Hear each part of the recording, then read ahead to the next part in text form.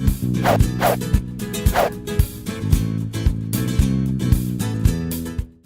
know, you had a challenging beginning. Yeah. There's a number of challenges that happen along the way.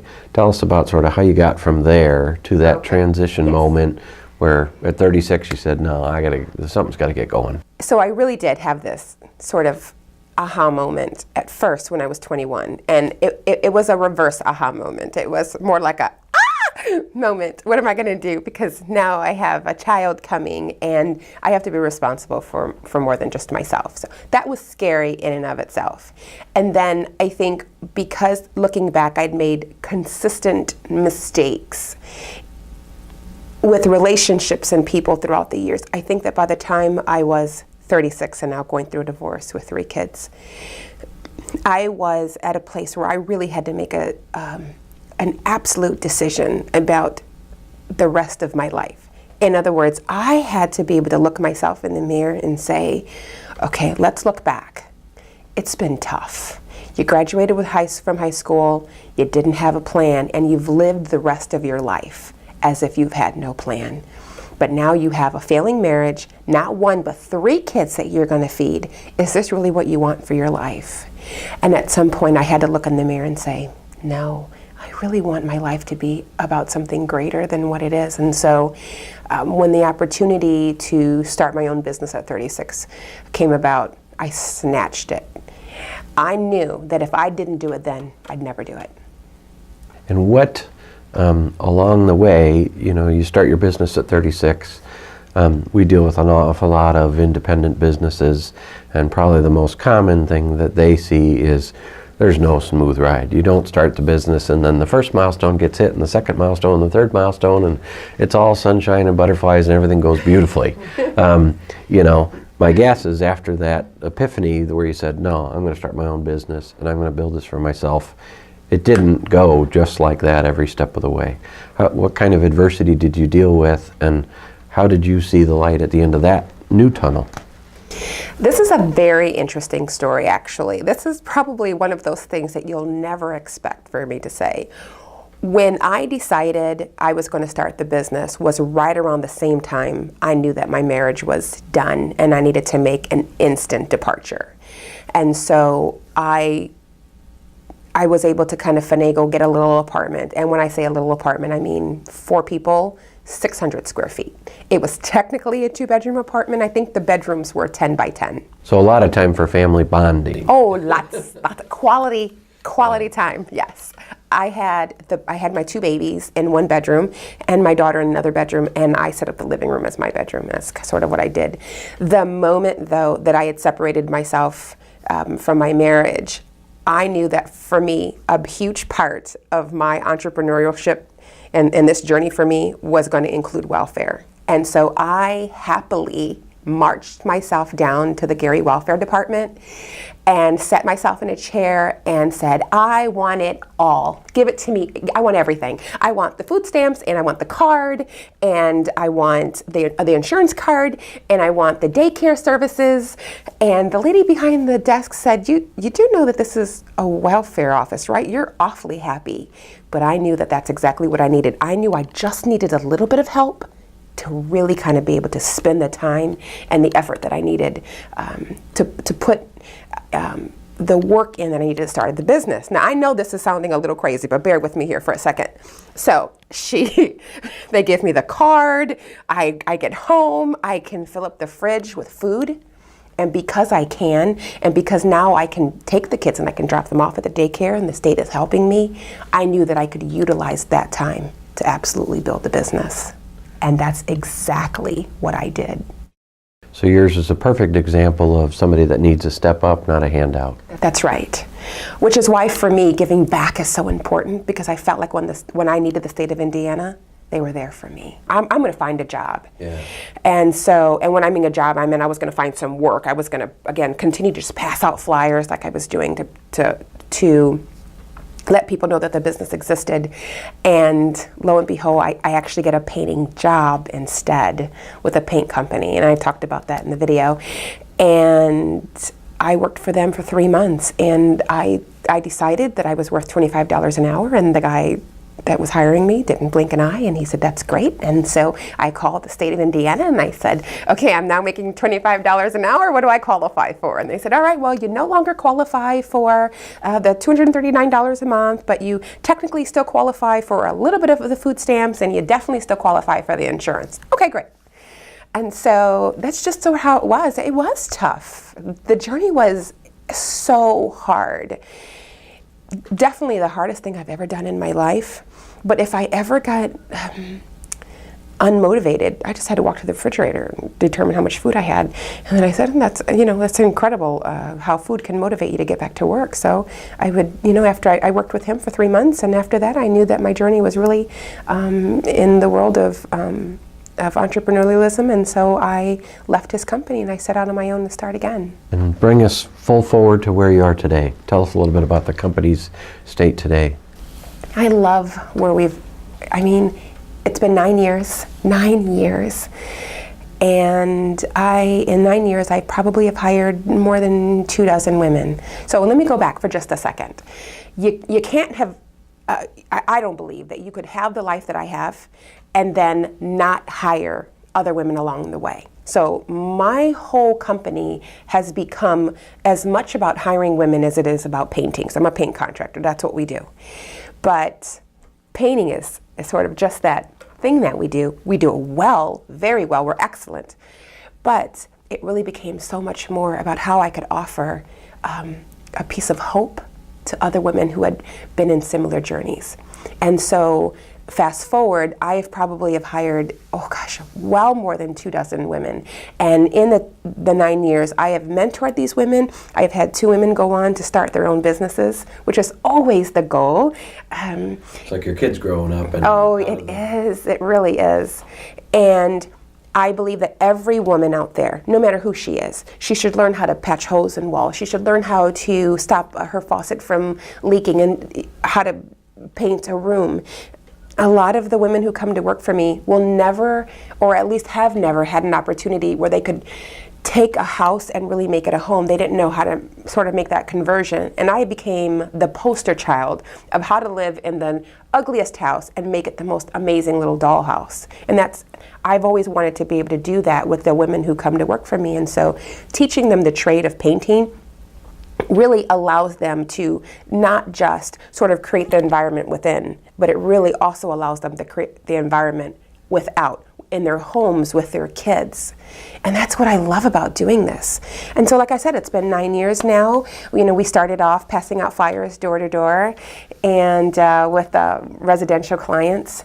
And this year we've topped ourselves financially. Now I'm able to offer this hope to other women, and now we have large clients like U-Haul and NIPSCO and the Boys and Girls Club that have taken notice of us and are using our services, and it's been incredible. This year in particular has been, as you could call it, sort of a good domino after another. Tell us just a snippet of what this year is like. So this year was sort of a dream come true, a dream I didn't even know that I wanted to dream.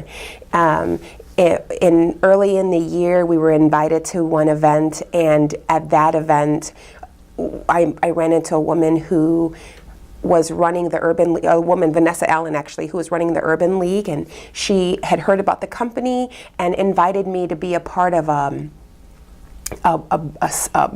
awards banquet ceremony that they were going to be giving the following month. And really what they do is they are looking for companies that are diverse and that purposefully go out and hire women or minorities, and so she invited me to sort of be a part of that. And so I filed out the paperwork, and in March I ended up winning the award. It was an awards luncheon, and so we won that award. But what was really amazing is that while I was sitting at our table for that awards banquet, there was a gentleman who ended up being on a committee for a much bigger event that was going to happen at the end of the year. Now I have to go back a little bit, because when I was invited to this event in February, to the Methodist Ball in February, I'd also met some important people that were at the table. Now, at the time, I don't know that they're super important. I just, I'm sitting at the table and I'm doing what I do. I'm a chatty Cathy. Yeah. And so that was a great event in February, and then sort of because of those events, some really great things happened in March, and we ended up being an award-winning company. And because in March we were an award-winning company, in May I made the cover of the Times Business Indiana magazine, which at the time I thought was the highlight of my life. And that was so cool. But because of that event, I was invited to be a part of the Northwest Indiana Society of Innovators in October, and I thought that was just the highlight of my life. This is really great. I'm having a really great year. But really, because of the events that happened in February and in March, and then certainly because of the magazines, I was invited to be a part of Northwest Indiana's first TEDx event, and I was invited to be one of the keynote speakers. And that, for me, was the most life-changing event ever. Why? Tell us. I was there, I watched it, you were awesome, all the other people were awesome, but from your perspective, why was it so cool? Oh gosh, honestly there are so many reasons, but to be able to tell your story, and it really isn't about my story. It really is about the people that have come to work for me that have changed my life, because I teach these women how to paint. But in return, they teach me how to love. They teach me how to let go of the past. They teach me how to see beyond, because all of us are guilty of having, prejudices, and we have these mindsets and these barriers, and they teach me how to think bigger. And I have never known the capacity to love someone who isn't a relative until you start to meet these women and you hear their journeys and their stories. And sometimes I hire women who come out of a work release facility, or they're coming out of jail, and the love and the hope that's shared. And for me to be able to go on stage and to share that story and that journey from the depths of my heart with everyone was greater than anything I had ever done in my entire life. Now, I'm a chatty Cathy, yeah. And I love motivational speaking, because sort of this is what you and I have in common, is that I also love good news. And I believe that good news is everywhere if you'll just open your eyes. And I even believe that there is good news in the darkest, deepest problem. If you just look for it, it's there. And TEDx gave me the opportunity to do just that. What do you see out of that event? And a lot of your other activities that you're involved in, what do you see as the promise for Northwest Indiana? I believe that as long as we keep focusing on what's good in Northwest Indiana, this is going to eventually become a community of just absolute greatness. The thing that I've always loved about living here is that there is such a strong sense of community. And I know you don't get that in your everyday news, but there is such a strong sense that you and I really are each other's keeper. When I sort of talked about that in the talk, am I my brother's keeper? I love that you get that sense here in Northwest Indiana. I think that next year's TEDx is going to be greater than this year's TEDx. And I think that as long as we continue to nurture the love and the respect that we have for our differences, I think that you were we awesome. can stand All out the other people as were a awesome. small But from your perspective, why town was it so cool? in a huge country. I really think that when people think of the United States, I think that there is so much love and talent right here in Northwest Indiana that we won't be in Chicago's shadow. I don't think we even have to be.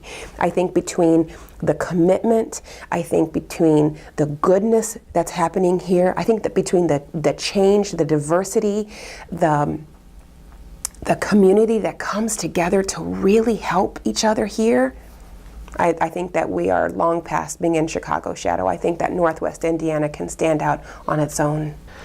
Women, girls, you talk a lot about girls, you talk a lot about women, you talk about sort of their perseverance, their creativity, their ingenuity. What is it that you want to tell? There's going to be young girls, old girls watching this. What do you want to tell them from your perspective about what they might face in life, about how they're going to face it?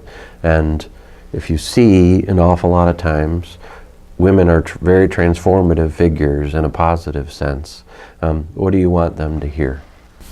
Oh, that's a really good question. Actually, I want them to hear a couple of things. I want them to hear that the reason that women are so effective at transforming communities and opportunities is because we almost always do everything from the depth of our heart. For women, there's no such thing as this is just business. We can't possibly separate the two. We can't separate ourselves from our children. We can't separate ourselves from our homes, and we certainly don't separate ourselves from our work, because nearly everything that we do is out of the abundance of our heart. That's just the way that it is. But I want everybody who's watching this video, every girl, especially young girls, but even those that are older than me, to know that that's not a bad thing. Sometimes it's the very passion that's within you, that kind of causes you to excel. That's also your downfall. But that's okay. See, because I have such a love for women that I get overly emotionally involved. And so when I have a girl that's coming out of the system and she leaves me because she's gone back to drugs, I don't want to get out of bed for 2 days. I'm bawling my eyes out. But that's okay. Because if I didn't have that strong love for women in the first place, that wouldn't move my passion. Your passion isn't your weakness. It's really your strength. Sometimes it's packaged as weakness, but don't ever let your weakness, don't ever let anything that you think is an internal weakness keep you from showing all of you, all of your heart. Being transparent is a beautiful thing.